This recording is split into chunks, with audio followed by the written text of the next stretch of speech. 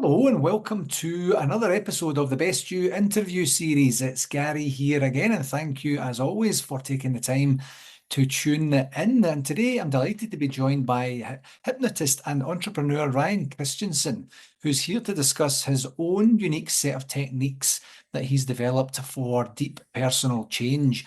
Ryan has worked with hundreds of high achievers and neurodivergent professionals to radically transform their mindset and shift their subconscious beliefs towards success. His analytical skills and deep insight into the human mind helped him discover a new working model of belief construction, detailed in his first book, Winner Peace: How to End Inner Conflict and Make Success Inevitable. I love that title, Winner Peace. Ryan has spent 23 years of his experience in the intelligence community, specifically in counter-terrorism and counter-proliferation operations, and is also a veteran of the Marine Corps and Air National Guard. And Ryan's personal journey of overcoming depression and suicidal ideation, as well as his struggles with autism, Asperger's syndrome, and bipolar disorder, have led him to practically try every mental health and self-improvement modality currently available, including talk therapy, coaching, hypnosis, spiritual retreats, breath work, energy healing, psychedelics, and more. And I'm sure we'll get a chance to chat about that today. And that journey has given Ryan keen insights into how the mind works and the limitations of each methodology, eventually leading him to create his own unique set of techniques that I talked about earlier there that we'll get a chance to talk about today. Ryan, thank you very, very much for joining me on the show today. Gary, it's a pleasure. It's an honor to be here.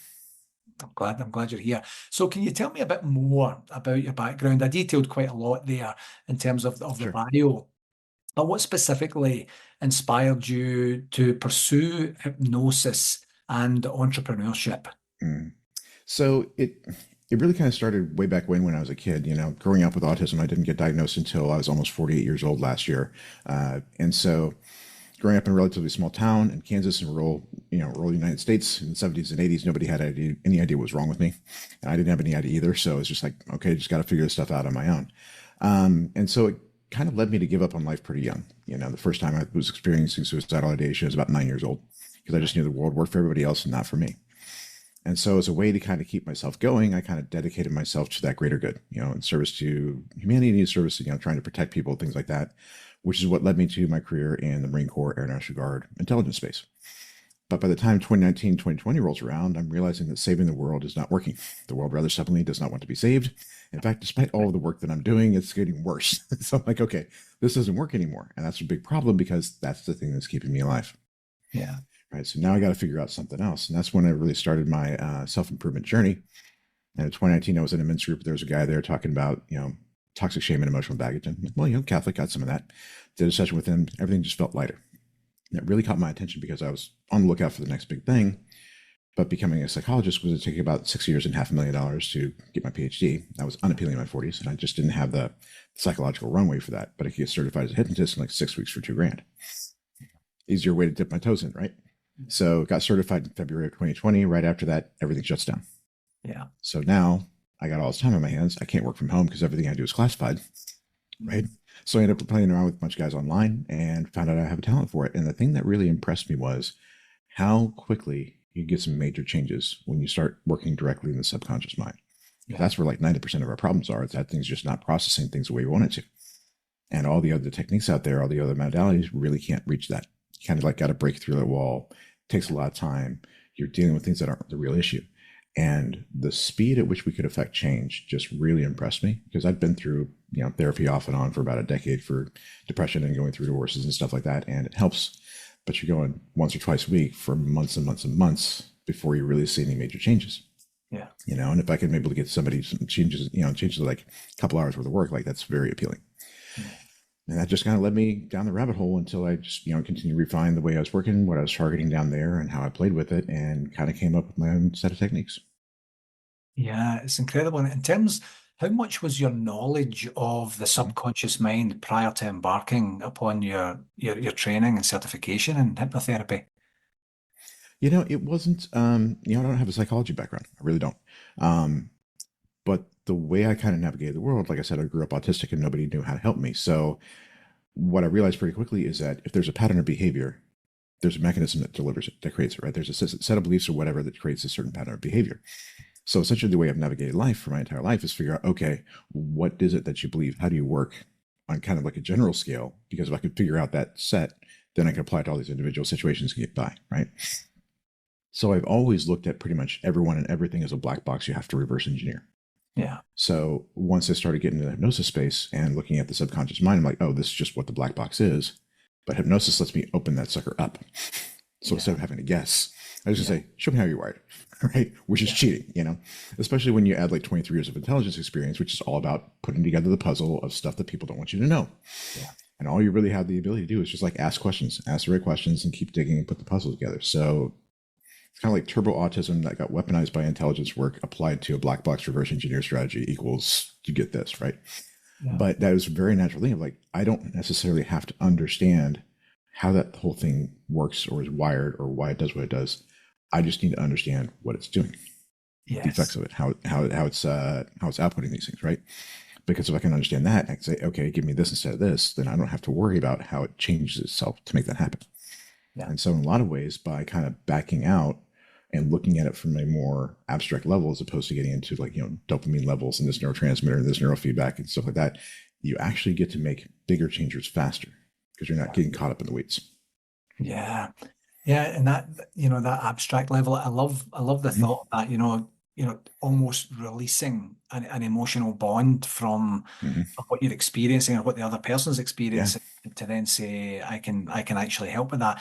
And you know, when you and I chatted prior to recording, you had mentioned, and I thought it was quite poignant, you know, that hypnotherapy is the only permanent solution to psychological problems, which I thought at the time was a very bold statement to make. So could you elaborate on how hypnotherapy works to achieve that lasting change? Sure. So fundamentally, your subconscious mind is a part of you that is processing the entire world, right? All that data, all that information is coming in. There's different parts of your brain that are processing that, kind of understanding what it means, taking some immediate action, and then creating a world for you to perceive on a conscious level. Yeah. There's a bunch of studies in Germany in the 1970s that showed pretty conclusively that we become consciously aware of something about a half a second after it happens. So consciously, we're about a half a second behind the world, right? Which means your mind has to do a lot of stuff on its own before you really kind of get involved. Figuring out how that piece works and getting that right is pretty much the biggest shift that you can make. And the problem is that most therapeutic techniques, we're doing what? We're doing talk therapy. Yeah. Right. I'm talking to you on a conscious level, which means I'm not actually accessing, getting back to what's going on in the subconscious mind. And there's a difference between memory and recall. Recall is what you can remember, right? Memory is a record of stuff that's there. You don't have access to all of that stuff on a conscious level. So while we're dealing with these individual kind of left brain issues, this issue, this problem, this moment in time, this event, this trauma, that's one piece of a larger pattern, of a bigger whole, right? And since we can't go from that specific to the general, it's really hard to figure out what these more meta-narratives, meta-beliefs, right brain constructs, emotional constructs are. You know, you can map out Times Square in excruciating detail, and it tells you absolutely nothing about what New York looks like from the air. Yeah. Right? So because of that, because we're approaching everything from a very left brain technique, because almost everything out there is focused on a conscious process, we just don't have access to the truth. We don't have access to the way things are really wired back there. The only two things that give us access are psychedelics and hypnosis. Psychedelics are beautiful. I think they're an amazing tool. They definitely helped me on my journey, but they take you on whatever ride they want to take you on. Right? You don't have a choice. You know, set and setting kind of helps, and you got somebody around there for the ride, it kind of helps, but you've only got the tools that you have with you while you're in there. Really hard to do work on your own when you're there. And once you're back, even though you've got this bunch of insight, you create a bunch of new possibilities for yourself, you're now back in that space where you're trying to do that conscious process again. Yeah. Right. So hypnosis is the only tool that gives us that sustained access to the unconscious mind in a targeted and directed way. Most hypnosis work is based on suggestion and persuasion. Right. I'm going to tell you how awesome you are, throw a bunch of really cool stuff in there and kind of hope it sticks. But there you've got a new belief set competing with an old belief set. And the old beliefs have a lot more evidence, so this usually falls away. So you can make some adjustments. It's really good for creating new possibilities. Stuff like breaking habits, great for that. Smoking, absolutely phenomenal. But in terms of making the really major shifts, even that has some limitations. So what I do is I get down there, I'm like, okay, great. You have a pattern of behavior. There's a mechanism behind it. There's a purpose behind it. There's a chain of logic that created like, I'm not good enough, or there's something wrong with me. Great. Show me that chain of logic. Show me how you got there. And once I understand that, I can then go back and disprove that old chain of logic. And by doing so, dismantle the old belief set and then create a new chain of logic that draws a different conclusion from the same data. So by figuring out what the old beliefs actually are and where they came from and disproving them first, then you can set a new belief set that doesn't have any competition down there. Yeah. And when you're looking at the emotional side of things at 30,000 foot, looking at the forest versus the trees, if you get this right, all this becomes easier. Your emotional mind is faster. It draws its conclusions first. And the conclusion it draws sets the frame in which you're analyzing all these individual things. Yeah. So if you get the frame right, this goes easy, right? If you believe I'm not good enough, then you have to fight that conclusion down here. Yeah. But if the belief is I am good enough, you don't have to fight it down here. You just get to roll. Yeah. So by digging into where these beliefs actually came from on that meta level, getting that meta conclusions back, getting the big stuff right, you can create some massive, massive change really quickly. That sounds incredible. I had that originally a thought in my head. I don't know a lot about hypnotherapy in general, but I had where someone would show up, and you mentioned the example of smoking earlier. You know, so say I need to quit smoking, or my spouse is going to leave me. Can you do that? Right. And you have some practice where 10, 15, 20 minutes later, you walk out and you have no inclination for a cigarette ever again. What you're saying is that might be part of the process at some point down the line, but there's a lot of pre-work that has to go in to understand Not exactly. Not exactly. So if you're working on a specific problem like that, like a weight loss or smoking or alcoholism, whatever that happens to be, you don't necessarily have to do this bigger perspective stuff, right? Because you've got an individual problem you want to target. And yes, it's entirely possible. Like hypnosis is probably one of the most effective tools for stopping smoking. The American Lung Association, which is basically the stop smoking organization in the US, actually has lists of hypnotists that focus entirely on smoking cessation because it's that effective. Like one session and you could be like, never need it again, right? It can be that powerful. What I'm working on though is because I focus so much on this bigger picture stuff and I don't really see anybody else using hypnosis in that way, I want to take a look at your life as a whole. What's not working as a whole, right? Where are you held back? What kind of patterns, right? And how have those evolved over time? Because it's not necessarily about changing what's going on now. It's about creating new possibilities for the future by making sure everything that's happened up until now gets you in a place where you can go. Yeah. Right? Because the things that happen don't really matter. It's what those things mean. It's the stories we tell about them. It's about what it means about who we are and how we need to move through the world. So if we can correct that story up until now the story from then on becomes much easier to write in the way that you want it to, right? Yeah. And how much of that is directed by your clients? Do they come in and say, you know, this is a challenge I'm trying to solve right now. You do some of the preliminary work and you say that's actually not the challenge here. The challenge is, you know, the patterns, the beliefs, the things that you've foundationally established in yourself. The way that I look at it is the problems you have, these individual issues you bring up, great. They form a pattern. That pattern is the signature of an adaptation to a problem. Right. Right. So there's a problem. You had to adapt to it some way. That creates this like pattern of behavior, and these are these individual ways of showing up. So what I do with my clients in the first, consultation I do a 45-minute consultation, sit down, like, okay, let's take a look at what's going on. And I look at not just like, okay, they're coming to me for business stuff. Great, cool. Let's go ahead and look at what's happening there. Great. Show me what's happening to you whenever you're out there just socially. Yeah. Just being yourself with the world. Show me what happens to you when you're in relationships. Right. What does this pattern look like for you? Great. Tell me kind of like what your experience was growing up. Right? Because what that tells us is like, okay, how you show up in social situations tells me how confident you are in who you are. Yeah. How you show up in relationships tells me how, a lot about your identity. Because in relationships, you can't hide. Not for long, right? Yeah. That's where your truest self shines through. So the way that kind of plays out for you shows me a lot about how you view who you are. Yeah. Can you be yourself? Do you have to be somebody else? Yeah. Or are you trying to like show the world a certain thing, right?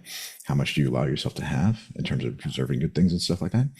And once I can see that, then it's like, okay, cool. Now that I understand what's happening for you kind of on a meta level, let me show you how these meta patterns that you have and how they're impacting all these and showing up in these different ways. Yeah. It's like, okay, if you just want to work on procrastination, I'm not your guy. Yeah. You want to change this big stuff, let's play. Yeah. Understood. Yeah, that makes sense. So in the bio and when Mhm. we chatted, you spoke very candidly about your challenges with Mhm. mental health and your overall journey with mental health. Can you share, was there a specific turning point in your journey that influenced basically your approach to your own mental health and others and self-improvement in general? Well, it was definitely an evolution. Like I really got started on the thing in 2020, 2019. 2020 though was the point where I was fed up. I'm like, okay, I've got to figure this stuff out. Like I'm done messing around. So I basically declared jihad on myself, on my BS, and that's really where I went hard. And there were several moments throughout there that were very foundational, formative for me. One of them was I've got a tattoo on my chest that says "I am alive." Date is July 29th, 2021, because that's the Right. first time in my life that I actually believed that life was worth living and I could actually get what I need in life. Right. I had a couple of days at a seminar or at a retreat doing some psychedelics, and afterwards it was like, wow, it's actually worth it. Like this is actually possible for me, and that was really what cracked open that thing of like, okay, now I can't stop trying to figure this out because I know there's a solution. Yeah. Right. If there's a solution, as long as I keep cracking at it, I'm going to find it eventually. Right. A year later, I'm doing some work with a hypnotist, trying to figure stuff out. I'm in the space where it's like, okay, I'm not doing this anymore, but I'm trying to figure out what I'm supposed to be doing and how I'm supposed to be doing it, and like how am I supposed to measure this stuff? And I realized, oh, I'm trying to find my new reason to live. Used to Right. be save the world. What's my new one? And it hit me. It's like, wait a second, I want to live. I don't have to justify my existence to myself anymore. Yeah. Like I don't have to justify why I'm here anymore. And that realization broke my brain so hard. I felt like I was on mushrooms for like 3 days. It was such a foundational concept that my brain had. Okay, we have to rewire everything Yeah. to come up to adjust this new reality. And through that, I'm realizing, okay, wow, like so many people are trapped in the same kind of thing. They just don't see it as clearly. Yeah. They haven't had like the actual suicidal ideations. Things have just been like, oh, I've been really depressed. Things weren't worth it for a while. But one of the other really interesting things I found out is that because I'm autistic, I can't lie to myself. Okay, I can't lie to myself. I can't pretend that just because things are better, they're fixed. Right. Yeah. A lot of people get stuck in the space of like, okay, things are better than they've ever been. Therefore, I'm good. Therefore, I'm fixed. Therefore, I don't have to do anything more. Yeah. I'm happy with what I've got. Right. It's like, no, you're nowhere near where you could be. Right. Yeah. That's one of the big things that really is like, oh, wow. Like, I didn't realize how easy it was for people to talk themselves into being okay with the way things are. Yeah. To me, I could never do that. I'm like, no, that's just not how things are. Yeah.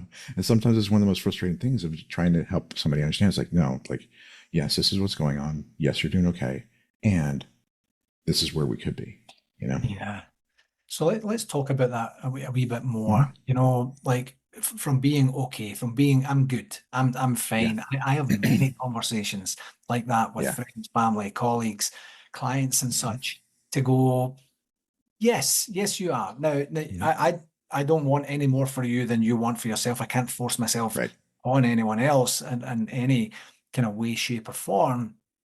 But when you get to that spot where you're not supposed to judge, but you're making some level of Mm-hmm. qualification or quantification of where things are at, and the person kind of says, stand down, like Mm-hmm. leave me alone. I wanted to get to this spot. I'm okay now. Yep. What's your thoughts and feelings on that? How often do you see that? And what do you do about that when you say to that person or in some way communicate with that person? Maybe it's not through verbal actions. You're actually not okay. We've papered over a crack here. We've just, we've kind of filled in something temporarily, but Mm-hmm. this is not foundational. Man, that's a hard space. One of the biggest concepts that I put forward in my book and that I talk about a lot is that there's this idea that emotions are pain, right? Emotional pain comes from emotional wounds caused by emotional trauma, right? And when emotions are pain, when you've experienced a lot of that severely, especially when you're young, don't have the capacity to escape that, that starts triggering those survival mechanisms, right? That fight and flight when Yeah. that stuff is going on. And when that happens, that means a couple of different things. Number one, it's really hard for you to engage with these negative emotions. Yeah. Really hard for you to go there because it's painful and your first instinct is run. But the other thing that happens is I look at emotions as essentially your mind asking a question, asking for help to solve a problem. So if you can't engage with that, you're telling your mind, not only can you not solve it, I can't help you solve it. Yeah. So now there's areas of your life where you just can't go. And a Mm. lot of this, what happens is our mind's like, okay, I'm not going to allow you to put yourself in a position to trigger these painful things because I don't know how far deep in that hole you're going to go if I do. Yeah. Right. Because a lot of what happens is like, oh, if I try and go for the thing that I want, really go for, take that big shot and I miss, then it proves I'm not good enough. I can't deserve it. I'm going to screw up whatever that happens to be. Down that hole I go. Yeah. And emotions kill. They do. Over 300,000 people lost their lives last year in the United States to deaths of despair. Drugs, alcohol, suicide. And it's a very real threat. Your mind treats it as a very real threat because it is. So a lot of times when somebody's like really resistant, it's like, okay, fair enough. You don't want to go there. I'm not even going to bother touching it because it's not safe for you to have that. Yeah. But oftentimes, if you're dropping those things in, that plants that seed of like, okay, this could be a problem. Because what's really happening is they're being stuck in sort of a catch-22. They can't really go for what they want. Can't really go big because the possibility of, what happens if I fail is too extreme. Yeah. But everything they want is outside the cage that they're in. Yeah. Right? They're stuck in a cage. Things are great. Things are fine. Food on the table, roof over your head, bills are paid, whatever. You got a girlfriend, things are okay. Mm. But eventually that awareness of they need something more, there's something missing. Yeah. Realizing that everything that really makes life worth living is on the outside of the cage, that's when they start going, okay, now I need to start looking, right? Yeah. But if you got a nice, comfortable cage, TV, Nintendo, Yeah. delivery food, the whole 9 yards, it's nice and comfy, right? It's really hard to see that you're trapped. Yeah. I completely agree. Recently I did a couple of really brief social media posts, Mm-hmm. and it was around two things. One, myself personally being thankful for my thirst for more knowledge, my thirst for Yeah. growth, my ability to understand that I'll never settle. And I don't mean that in a negative way. I mean that Mm-hmm. in a positive way to say there's always going to be some other area that I could get better in, something. It could be even something Mm-hmm. mundane at home or anything like that. And the second one was basically kind of building on that, actually, a version of saying, you if you feel like it, you can never end. There will always be something else that you can do Yes. that will help make your life more fulfilling, more value add, more strategic, more less expensive, easier, more enjoyable, fun, Mm-hmm. funnier, whatever that looks like. And I was very careful with the wording, Ryan, because I didn't want to demoralize people to say, like, not that you're not going to rest, enjoy the fruits of your Mm-hmm. labor, and get to a point where you're saying, this is where I thought I was going to be. I'm going to just convalesce on this. But, or and, let me use and instead of Mm-hmm. but. And what's next? There's always something else that you can do. And I wonder if weaving, maybe that's part of the plant, of the seed that you mentioned earlier, like weaving that in to say, there's always something else you can do. There's always something else that you can do if you so choose. Let me throw a couple of things out here because you're 100% right, and there's a trap in what you're saying. Right. Okay. Is there something more that you can always do? Yes. One of the difficulties a lot of people face is like, I've already done so much. I've already done so much freaking work. When is it going to end? Yeah. Right? Yeah. It's like, I've already done so much. It's like, when am I not fixed yet? And so there's a certain point of like, okay, diminishing returns.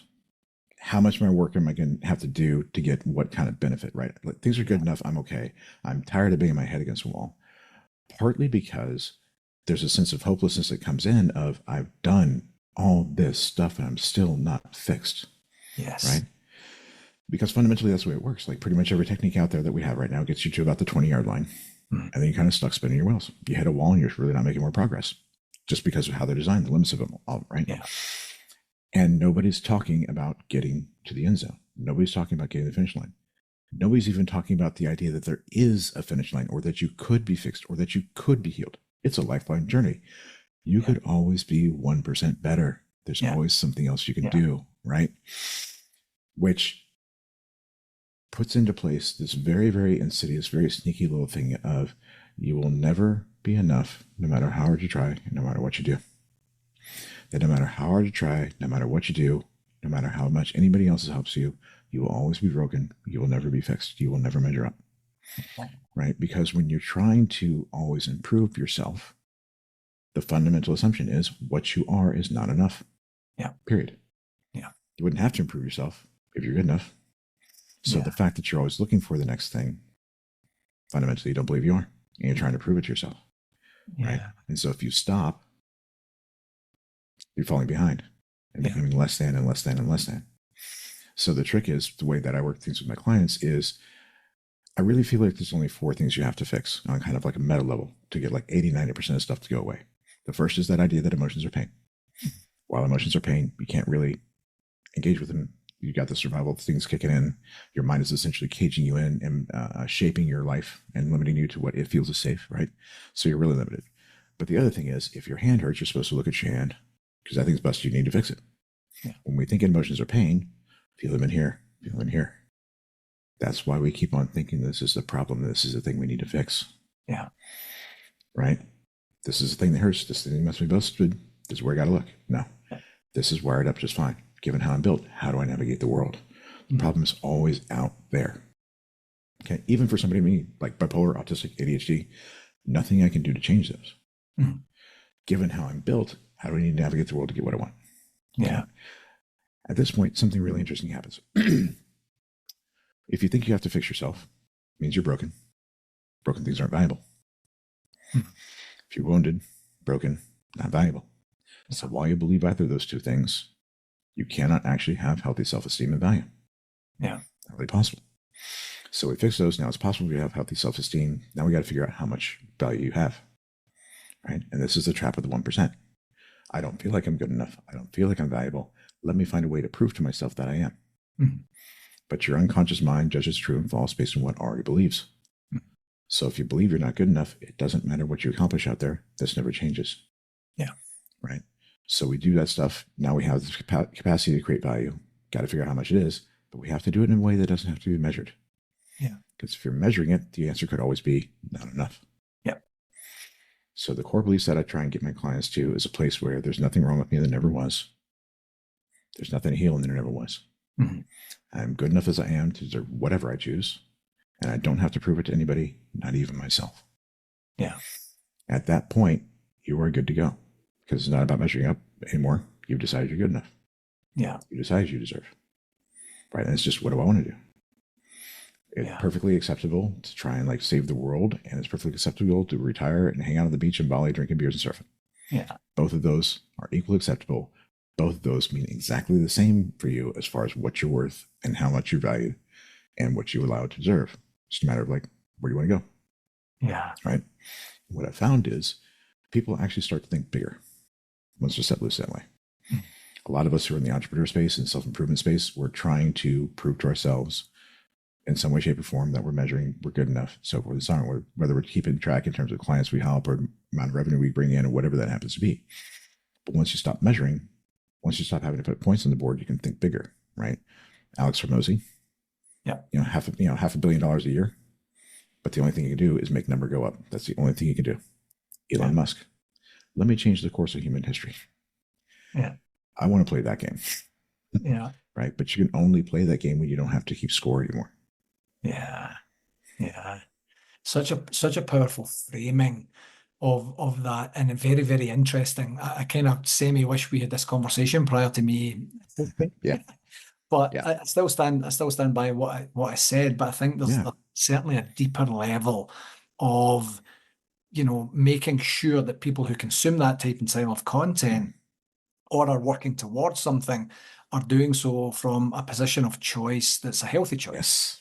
Yes. Rather than I need to, I have to, I must to, that sort of thing. Yeah. When you don't have a choice, then you don't actually have free will. It's a compulsion, not a choice, right? When it's a choice of like, oh, I find this interesting, I'm going to go down these rabbit holes. Like I still spend pretty much most of my day thinking about stuff, figuring stuff out, going down rabbit holes because it's fun. I love it. Yeah. I'm going to be doing that for the rest of my life. Like I'm never going to retire. I'm going to be doing this stuff for the rest of my life. There's a billion different ways I can play with this thing, but I'm doing it because I'm fun and it's enjoyable, right? Yeah. Like last week, had a couple bad days in a row. It's like, okay, today I'm just not doing much. Yeah. And because I didn't I wasn't measuring myself. I wasn't trying to, prove anything to myself. I could take that space of like, oh, this is just not a good day. I ain't getting anything useful done. Fair enough. Popcorn and Netflix it is. Yeah. And there was no judgment. Yeah. There was no stress. There was no, it's like, no, this is just where I'm at today. Cool. I'm going to do what I want to do today. And knowing that in a couple of days from now, we're back right where we were. Not going to lose any ground because there's no race to be run. Right. Yeah. I love that. I love the you know, the connotation of measuring versus not. There's certain Mm-hmm. areas of life that the measurement is appropriate in terms of your ability to pay the bills and Yeah. proceed with 100%. whatever it is you're doing. But if that's not inherently within you in terms of the mass of your life, Mm-hmm. then you get that opportunity to say, this is what's right for me in the moment, and something else will be right for Yep. me in the next moment, and so on and so forth. Yeah, I love that. So Yeah. in terms of, back to your military Mm-hmm. careers and successes that you enjoyed in the military, over 20 years there, specifically in the intelligence community, how does that inform the type and style of work you do today, if at all? Man. So I can't say exactly the military career was particularly stellar. Right. Autistic, bipolar, no idea. Not great at being a Marine, not great at being an airman, but it really did instill in me a lot of values in terms of perseverance, in terms of just like getting from point A to point B, in terms of just the determination to overcome any obstacle. And the Marine Corps, the official motto of the Marine Corps is Semper Fidelis, always faithful. The unofficial model is Semper Gumby, always flexible, because Right. nothing ever works the way it's supposed to be. Everything breaks. No plans survives contact with it, like none, right? So the ethos of the Marine Corps is very much a highly flexible, highly adaptable, figure it out on the fly kind of organization, right? And we're really good at figuring stuff out on the fly, right? And when I was doing my intelligence work, I was basically supposed to take things from point A to point B, right? This thing needs to happen. This is what's in the way. Fair enough. And so I don't care what's between point A and point B. I'm gonna get to point B. Good luck stopping me, right? And that sort of just like I will go through any obstacle really lends itself to the work I'm doing in these days because I work programmatically, right? There's a certain place we want to get you to. Great. So you pay for result, you don't pay for time. And I will work with you for however long that takes. And I don't care, right? Yeah. One client I'm working with right now, he'd been through abuse for probably 20, 30, 40 years, right? And he'd already tried a lot of other stuff and just really got nowhere. Mm. So when he came to me, I was like, all right, cool. I can help you this. I know exactly how to do this, no problem at all. Started working and we just get nowhere with the hypnosis work. Just couldn't really get anywhere at all. Yeah. So I had to do like 5 or 6 sessions, just like coaching with him and working with him and trying to pull apart different things that were holding him back to get him to a place where we could do the hypnosis work. Yeah. Right. Typically I'm, taking care of everybody in about 3 sessions or so. Yeah. It took 6 before we could even start doing work. Okay. Right. But this last time, session number 7, right to the races. It was perfect, right? But there was a lot of foundational work that he needed to do, and I couldn't send him away to do with other people. He'd already tried all that stuff. It hadn't worked for him, right? You came to me, fair enough. I'm going to get you through it. I don't care. Yeah. Incredible. And that intelligence work, the ability to just figure out what questions you have to ask to get the data you need, put together the puzzle. Yeah. Train that over 23 years, especially with kind of the way my brain has worked. I mean, that's just, it's cheating. It's cheating. It really is. Like every answer that I have is in the back of your head, and fundamentally your mind wants to help me. Yeah. Right. So I just have to frame it in such a way that, okay, cool. Like you're trying to help this guy by doing this stuff, trying to solve a problem. Wonderful. Just help me understand. Like, what is this problem you're trying to solve? Like, what are you trying to accomplish here? Yeah. Right.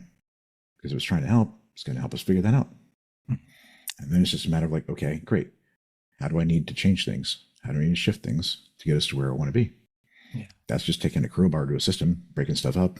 Been doing that for 23 years, right? Yeah. What are the gaps? Where are the weak points? Yeah. Right. So it's almost like I built myself as a machine to do exactly this. Yeah. It does sound like such a natural fit. Pretty much.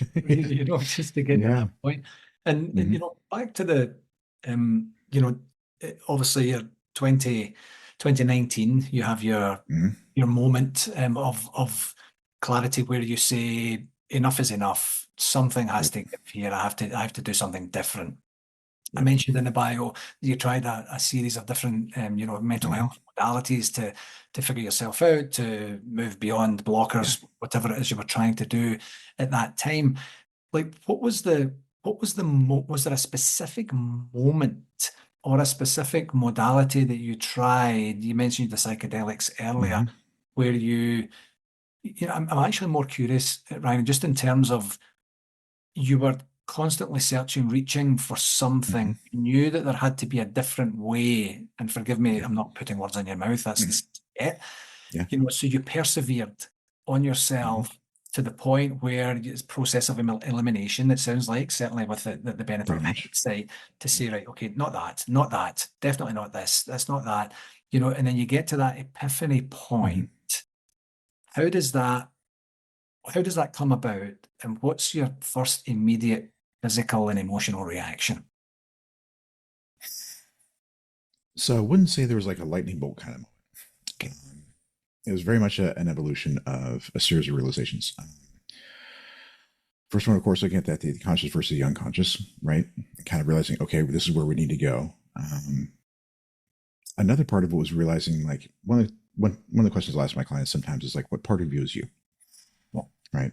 Because with stuff, oh, I'm not getting what I want, self-sabotaging idea. It's like, okay, well, you got your conscious mind, your rational mind, got your emotional mind, got your instinctive mind, got your neurochemistry that's separate from all those and can mess with that. Trust me, I've been through that. Got your physical body, right?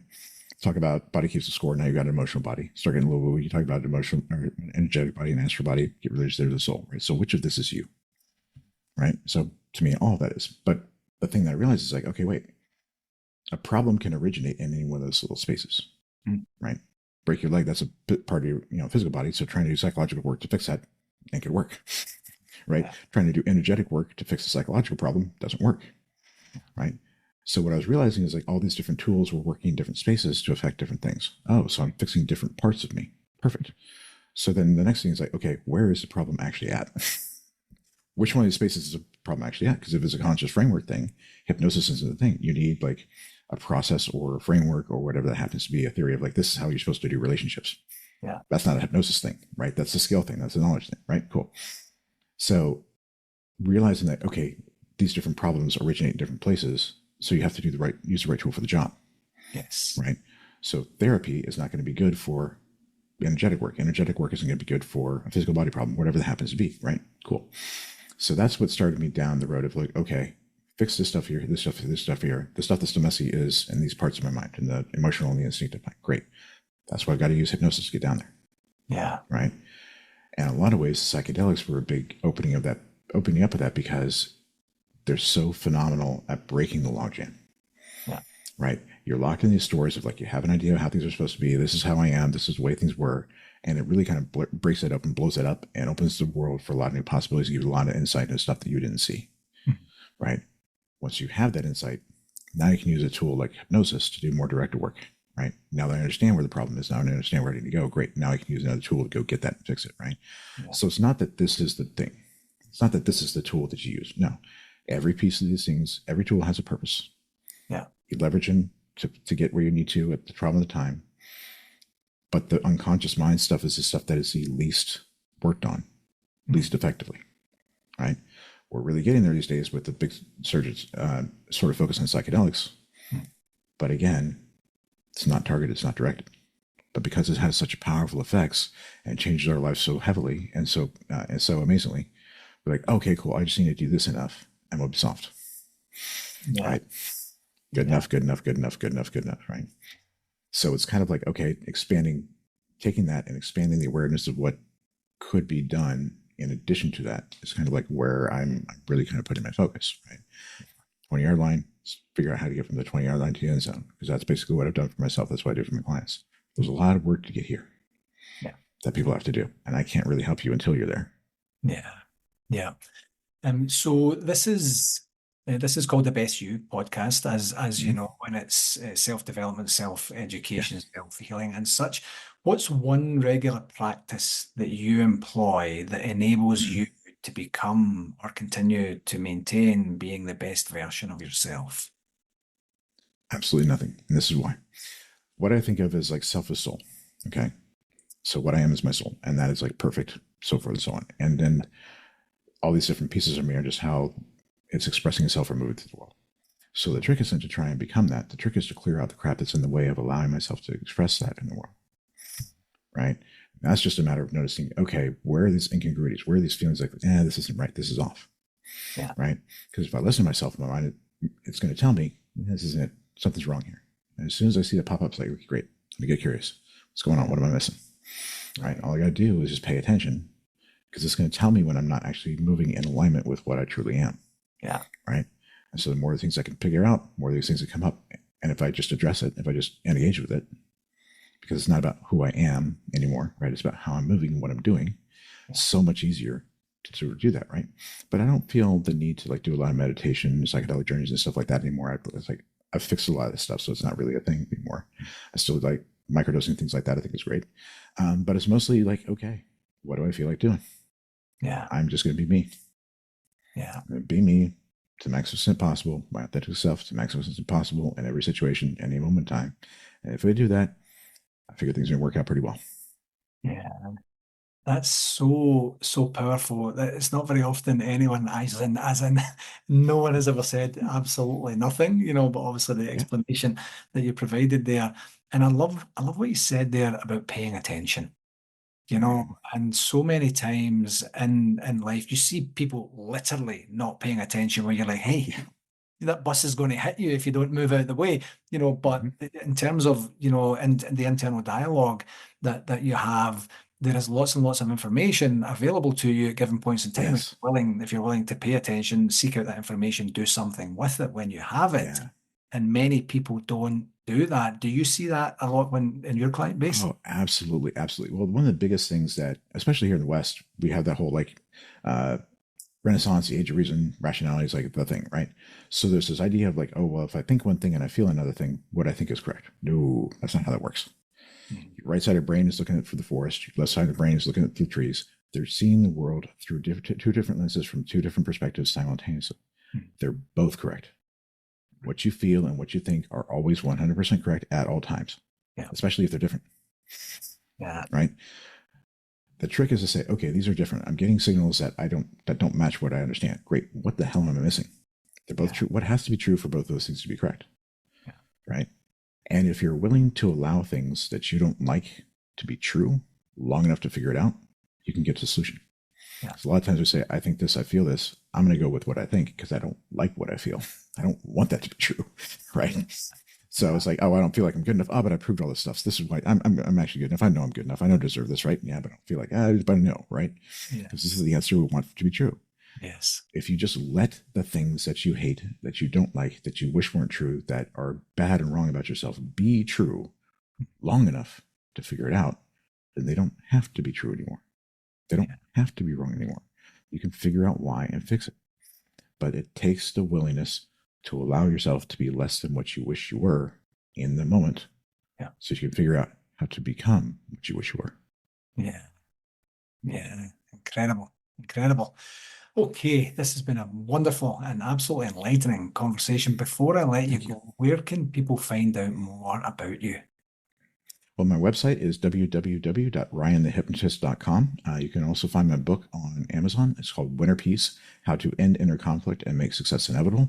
It's actually going to walk you through everything I do, teach you how to look at your emotions in a different way, teach you how to figure out what's going on in your mind in a different way, show you some massive reframes about yourself being like the problem or a lot of the common things we sort of run up against in our life to get you to a point where you can just be yourself and can go fully for everything you want in life. Incredible.